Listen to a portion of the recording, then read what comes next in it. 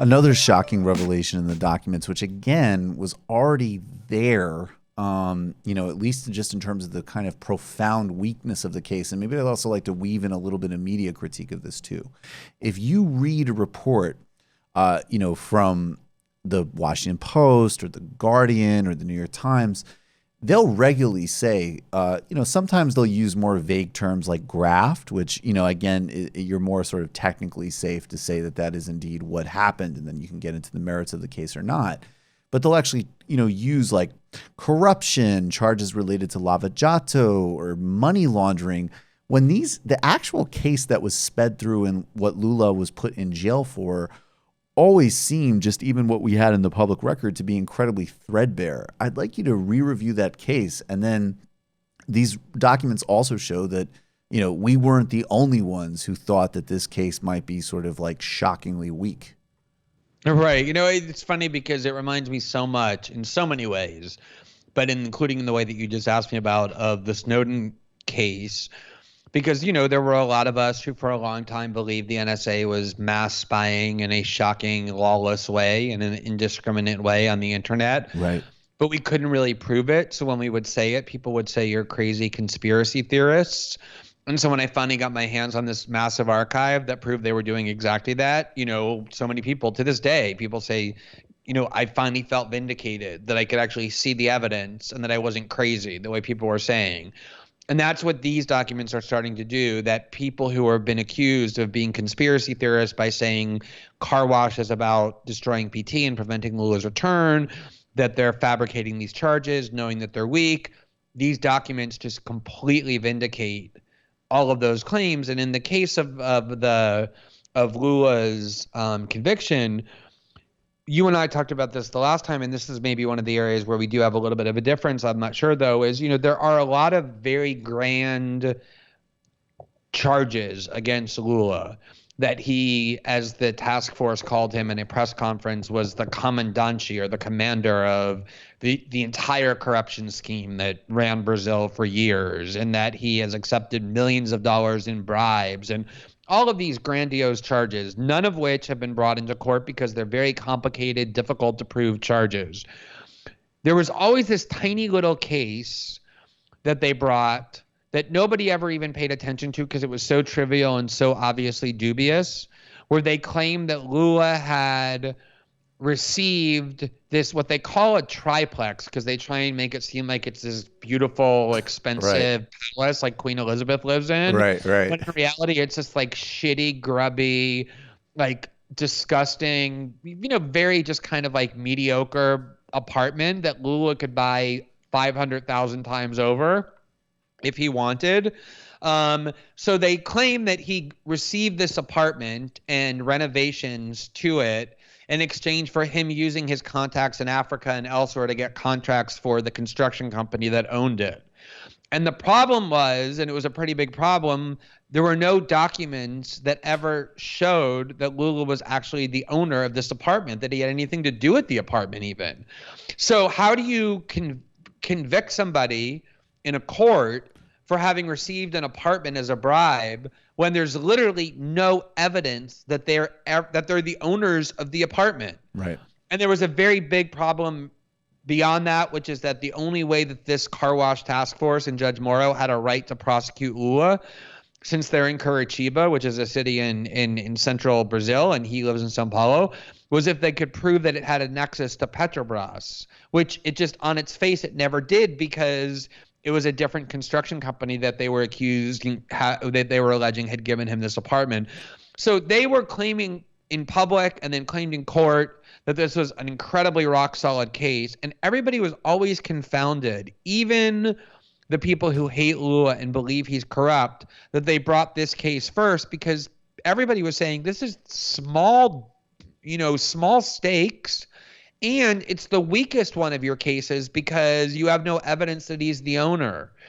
But the reason they brought it first was precisely because it was such a simple case. It was one quick transaction. We give you this apartment and renovations on it in exchange for contracts that you help us get. And the reason they were so eager to bring a simple case was because the real goal, as we just discussed, was to convict him so quickly and then affirm the conviction on appeal in time to prevent him from running and winning the 2018 election, which none of the other more complicated cases would have allowed. So and the lead prosecutor says in these leaks, like there is, I mean, I can't quote it verbatim, but basically something to the effect of, "Are we sure about this one? How does this relate to our mandate? This seems pretty weak," sort of thing. Yeah, I mean, exactly. So that's what these leaks. I mean, everybody always knew this case was dubious. Right. But what's amazing about these leaks is that not only did the prosecutors, who of course in public were saying the evidence is overwhelming, the evidence is irrefutable, the evidence is undeniable, not only were they saying internally, we think the evidence is incredibly weak, we're not even sure we have a case against him. And I'm not talking about early on. I'm talking about like 3 days before they indicted him. Yep. They were saying internally they don't think the evidence is sufficient either to prove that he was the owner of this apartment or to demonstrate that they had the right to prosecute him because they didn't have the jurisdiction for it. And it's amazing how it's not, just the kind of last minute questions that you ask yourself, right. like, hey, guys, right. Sure this case is really as strong as we think. It was them saying, the evidence just isn't here.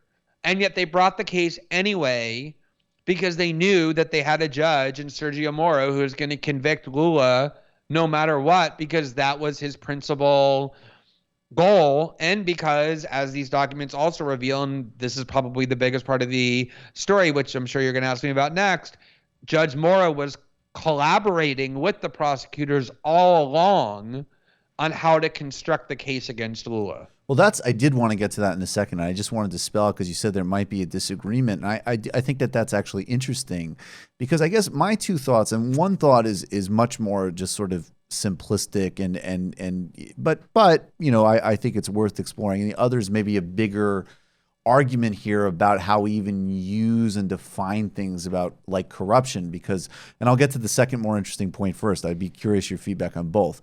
One part of it does occur to me that this amount of resource and energy, finances, media support, political support, basically total judicial impunity, which, as you said, we'll get to the most even more explosive things in a minute, that if that tangibly only yields this charge, and I guess, yes, of course, some of these cases are complex, I don't know. That to me is still pretty revealing. I mean, there's plenty of other Brazilian politicians, including ones at the top level, who, there's tape of them, ordering a bribe. There's a lot of much more clear evidence than there ever was with Lula for these more grand, accusations. And it does seem to me that if they're willing to do this from all of our revelations, all the revelations of your work, that it's pretty plausible that doing a PowerPoint where you sort of can, basically imply that Lula is some sort of like Stalinist drug cartel head would sort of fit a pattern of, political warfare or lawfare. That's actually, take that one first, because the second point is actually, believe it or not, more broad than that. But, that's my kind of basic strong skepticism. I guess like my only issue is, I guess, and I'm not sure that we even do disagree, but I mean, I guess, so just to be clear, there are other cases that they have brought against Lula. He's been indicted for multiple other more serious crimes, but none of them have made it to court. None of them have even gotten close to court because they convicted him on this. And so there's really, he's 72 years old. He has a 10-year prison sentence. There's not a lot of motivation to try and prove these bigger, broader charges. So it's not like they didn't bring the case. They have charged him with these broader crimes. I'm just not willing to declare definitively that I view Lula as being free of corruption. Because the reality is that the entire political system of Brazil has been run on corruption. In the U.S., when you talk about corruption, it's usually this Congress member got caught taking a bribe, or like this, lobbyist did something untoward. There's isolated cases of corruption. I would go even further and say the entire system is sort of legalized corruption, which is what lobbying really is. But in Brazil, it's much different. It's like for decades, the way it's worked is if you want a contract with the government, you pay millions of dollars to politicians, senators, governors, presidents, and they just stick it in Swiss bank accounts, and then they give you the contract. That's the way. It's just Well, this is that's the way my. it's always worked. This is actually So, my. Sorry. Yeah. Sorry. Go ahead. so I tell you, just like, and PT has been the head of the government for 14 years, and there's undoubtedly people in PT, as Lula himself has said to me when I interviewed him, who are genuinely corrupt. So I'm not one of these people who is pounding the table saying, I know for certain Lula was not involved in corruption. What I will say, though, for sure, is that I've never seen evidence of his corruption. And obviously, you should not put someone in prison nor declare them corrupt absent concrete evidence that it's true. And there just isn't any thus far presented when it comes to Lula, in contrast, as you said, to, for example, the president who preceded Bolsonaro, who engineered the coup against Dilma, Michel Temer, who literally got caught on tape ordering bribes to be paid to silence witnesses. So it is significant. Yeah, and I think the other thing that to me is significant, and I've threaded this, on the show, and I think been pretty open about it. And again, this, any avenue you go, if you're being rigorous, is going to lead to some potential big pitfalls and dangerous outcomes. But I think everything you just said, absolutely. And I've tried to cover the story in a way that, as an example, even re-engineers, I obviously I have huge admiration and support for Lula, and I do think he's a political prisoner. But, when Lula first came to power in 2002 or 2003, and the coverage of him in the States was, here's this radical who sort of like learned how to like tame and work within the system. To me, obviously they're emphasizing a willingness to sort of play by certain macroeconomic rules, but that also meant making peace with just the kind of corruption you're talking about. So even there, and what I would say, at least from every evidence that I have, I'm confident in the sort of weakness of any of these corruption charges against Lula, but more broadly, and I think for my purposes even more importantly, is in fact starting to make the types of distinctions between, okay, we're entering into a corrupt deal, and the upshot of that corrupt deal is generating positive benefits for the Brazilian people, which his government undoubtedly did. And I actually think, one of the really interesting challenges we have to deal with dealing with authoritarians more generally is that this very simplistic one-note anti-corruption narrative has been very inviting for the Trumps and Bolsonaros of the world, right? Now, obviously, it doesn't let the hook of the old, let the old system off of the hook either. But I think we can't just say corruption as some big blanket term, because there could be some like, okay, I'm the president of Brazil, I'll pay off some other smaller parties with, proceeds from a construction deal to vote for, providing meals to people and jobs versus, I'm going to stick that in a Swiss bank account and, skim money off the top. These are really important qualitative differences that we need to, complexify, particularly as the right uses that rhetoric to advance itself. No, it's a great point. And, Lula, when he won in 2002, that was the fourth time he had run for president. He lost 3 previous times because of the perception that he was too radical, that he was too leftist, that he would drive away international capital. The oligarchical media in Brazil, which back then even more so than now had a complete monopoly on thought and information, demonized him so successfully that they made him have no chance. And then in 2002, he decided, look, I can't do anything for anybody by being ideologically pure. Right. I have to win in order to get into office and then start doing things for people. I'm going to start making compromises. So he wrote his famous what's called Letter to the Brazilian People, where he promised he wasn't going to bring in his radical leftism of the past into office, that he was going to be conciliatory with, the financial sector. He chose as a vice president this very kind of, I don't want to say Jeb Bush sort of figure, but like somebody just very respected among bankers and, kind of like maybe like Alan Greenspan would be a better analogy. Somebody that reassured the markets that he was not going to be this hardcore leftist leader.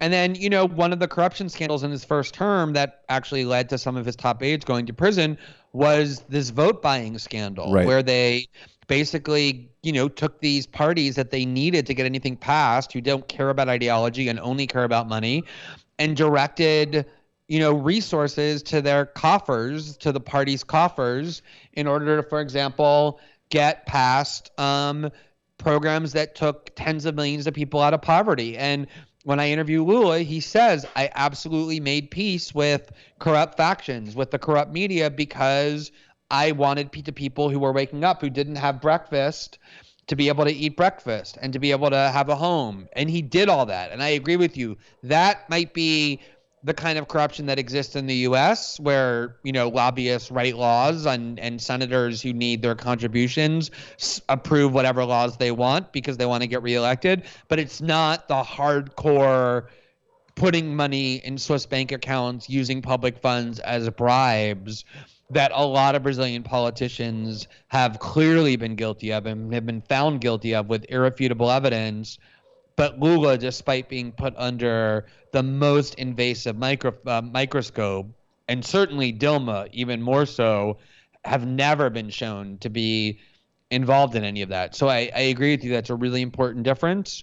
The only caveat is that because the prosecutors haven't presented their evidence alleging these crimes, we just haven't seen what evidence they have. But I think the leak that we got, the archive that we're reporting on, and the reporting we're going to do over the next probably, I don't know, certainly months, if not, you know, year or 2 years, is going to shed a lot of light into what they themselves thought about the case and the evidence that they have. Yeah, so I know, Glenn, we only have a couple more minutes, but I obviously I just want to reiterate. I mean, that is my view without, you know, everybody's imperfections. I think he's 100% honest when he says that's the calculation he made. And I think that that's the context of understanding him and PT and why they're an eminently defensible project. And also because of the wins, tens of millions of people out of poverty, you know, that's the distinction there between, say, like Democratic Party figures who maybe rhetorically will make some of the sort of same justifications, but they don't have the record to show at all the same type of accomplishments. Exactly. So that's a vital distinction. Justification, but nothing Precisely in the way of accomplishments. I totally agree. Exactly. You've just watched a Michael Brooks show video, and you can watch all of our full main live shows every Tuesday night at around 7 p.m. Eastern Time, and subscribe to get all of the clips you want. We're covering the globe. We're focusing on international relations, the intellectual dark web. We're having fun. We're doing deep dives with a lot of amazing guests. Of course, become a patron for the whole thing at patreon.com/TMBS, or subscribe to this YouTube channel and help us keep growing and get that content out there. Subscribe below.